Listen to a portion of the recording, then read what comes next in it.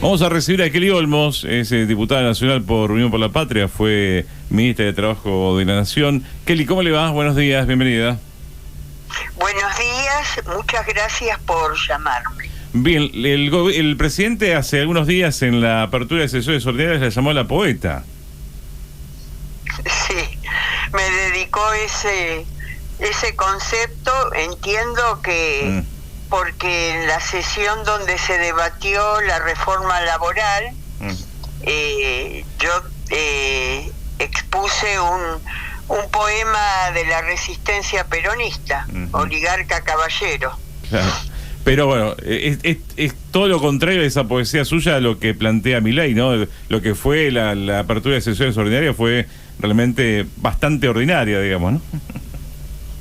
Sí, y además, pero sí muestra, lamentablemente, un modelo de país, impulsa o expuso un modelo de país muy a tono con la concepción histórica de la oligarquía argentina, sí, de pensar una Argentina solo primarizada.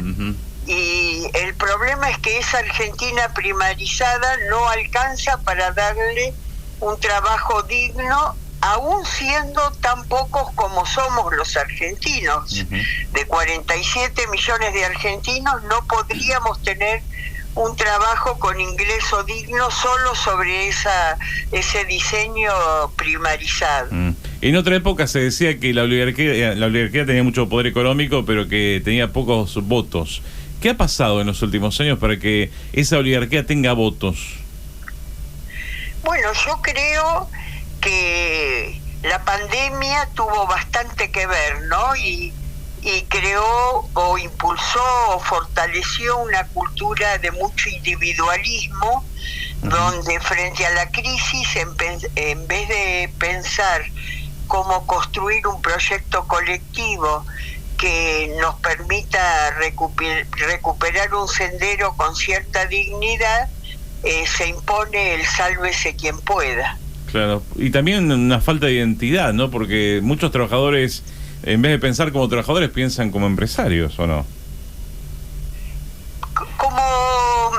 Yo no sé si como empresarios en el sentido de pensarse con un emprendimiento, sino con un egoísmo de decir, bueno, el que está al lado no me importa, yo tengo que ver cómo salgo adelante solo, y la verdad que la economía de subsistencia a la que nos empujan es una economía que lamentablemente no ofrece ningún horizonte ni perspectiva digno para la mayoría. Claro, de todas maneras a mí no me deja de sorprender la cantidad de apoyo que ha tenido el gobierno para ir con leyes fuertemente destructivas para los argentinos. Por ejemplo, la ley de reforma laboral es un golpe muy fuerte para los trabajadores, ¿no? Enorme, porque usted todavía creo que no hay conciencia del nivel de destrucción sobre los ingresos ya precarios que recibe la población que esa ley va a generar. Va a ser un derrumbe todavía mayor de los ingresos de quienes trabajan, no solo los formales, porque usted sabe que el salario formal es también referencia para los sectores informales, así que va a ser un golpe sobre los ingresos enorme para todos. ¿Por qué las fuerzas populares hoy parecen estar debilitadas? Por esta conciencia mezquina del sálvese quien pueda. Necesitamos reinstalar la esperanza en un proyecto colectivo. ¿Y cómo se hace? Yo creo que con mucho debate político, esclarecimiento, diálogo, escucha de lo que le pasa al otro. Hay que trabajar mucho políticamente. ¿Y por dónde se empieza? Porque parece que hay muchos tumbos y pocas cosas firmes, ¿no? Probablemente empezar está en vigencia, digamos, hay una movilización por parte de quienes creemos firmemente en la necesidad de reconstruir un proyecto colectivo, pero yo creo que debemos afirmar la conciencia de que ese proyecto tiene que ser mayoritario, que a uno no le alcanza a contener la razón, que es muy importante que esa razón sea asumida colectivamente y que tenga un carácter mayoritario, y hay que trabajar por esos acuerdos. Claro, porque uno piensa, 2 años y algo más de gobierno de Javier Milei, en donde todo está devastado porque no hay una buena noticia, nada del gobierno. ¿Por qué cuesta tanto instalar una alternativa? Yo hablaba el otro día en una reunión social con alguien que me decía: estoy sin trabajo, mi hermana está sin trabajo, mi cuñado está sin trabajo, pero entendemos que esto es lo que había que hacer porque lo otro era una mentira. Claro. La verdad que me sorprendí, honestamente. Claro. Pensé que había más conciencia, incluso sobre los propios intereses, ¿no? Claro. Evidentemente caló muy fuerte esta idea de que era necesario este nivel de sacrificio para tener un futuro mejor. Y yo humildemente trataba de instalar la idea de que con este nivel de destrucción no solo no se afirma la construcción posterior necesaria, sino que se dificulta. Tal cual, tal cual. Y cuando uno piensa en una alternativa, le pregunta ¿qué y con quién?, ¿no? Porque esta semana se habló mucho de quiénes tendrían que integrar un frente contra las políticas que hoy plantea Milei, ¿no? En ese aspecto, ¿cómo ve la situación? Yo creo que tiene que ser muy amplio. Nosotros en el Congreso tratamos de construir, digamos, acuerdos que excedan los límites históricos, digamos, sí, o lo más inmediato. Y de hecho, usted vio que en el debate de presupuesto, un artículo sobre el cual el gobierno todavía está insistiendo, que sostiene las leyes que se lograron no solo aprobar, sino insistir en el Congreso, de financiamiento del Garrahan, de financiamiento universitario, se puedan sostener cuando el gobierno en el presupuesto las quiso volver a derogar. Y ahora está haciendo o tratando de impulsar un acuerdo parcial para romper el frente universitario y avanzar a ver si puede derogar la ley de financiamiento que se aprobó. Claro. Es decir, insisten en no cumplir la de discapacidad, la de universidades. Están llevando a situaciones extremas a esos sectores. ¿Cómo se lleva con aquellos diputados que fueron votados por Unión por la Patria, por el peronismo, y votaron otra cosa diferente a lo que se les pedía?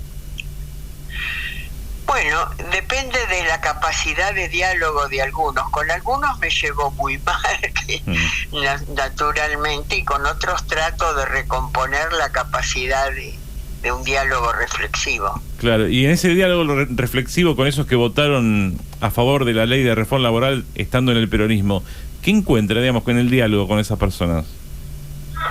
Hay una idea que vuelvo a plantear que para mí resulta mezquina, de decir, bueno, ahora la prioridad nuestra ha sido resolver una cuestión, por ejemplo, de tesorería provincial, claro, sin darse cuenta de que discutiendo los centavos están perdiendo los pesos.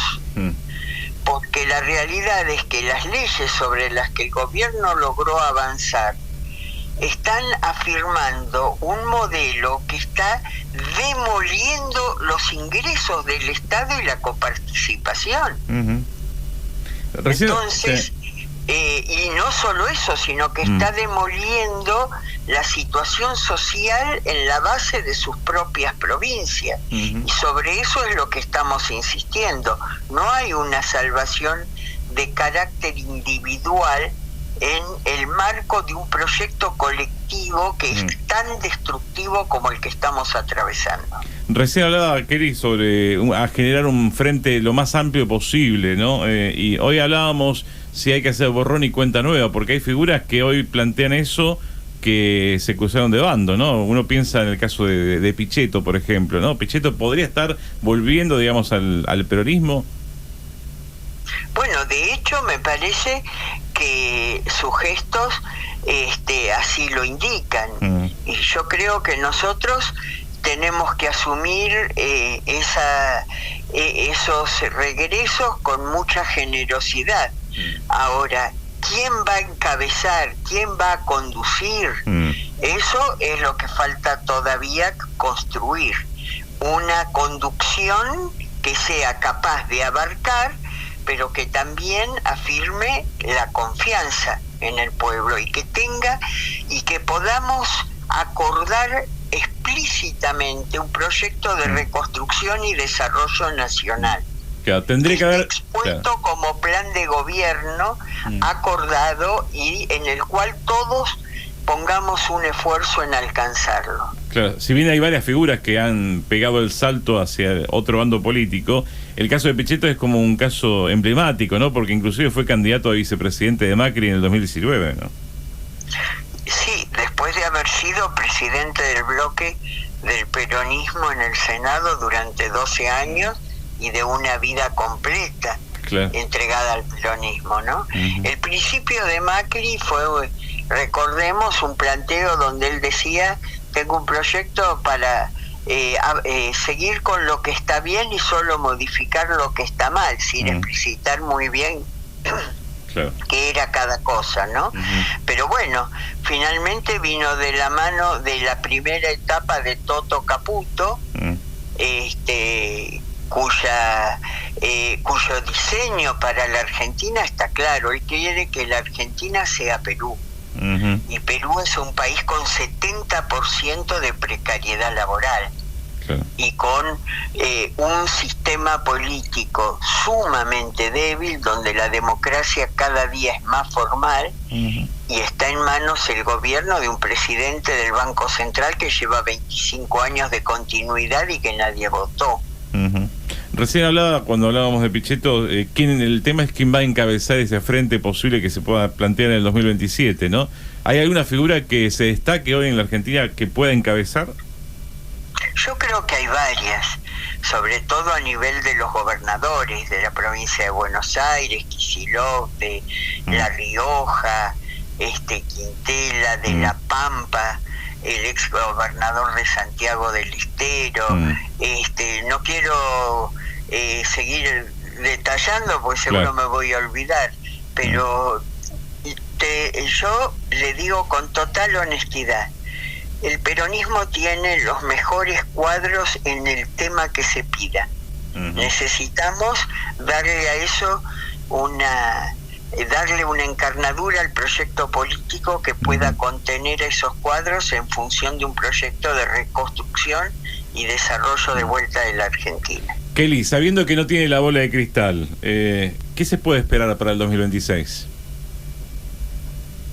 Y va a ser un año muy difícil, muy conflictivo, porque desde el punto de vista nacional, el proyecto que lleva adelante el gobierno estaba mostrando límites ya muy graves desde el punto de vista económico y social, y la situación de guerra que se está dando como contexto internacional puede ser favorable para un sector de exportadores, pero va a ser muy desfavorable para el conjunto. Bien. Kelly, le agradecemos el contacto con más preguntas y respuestas. Un abrazo grande.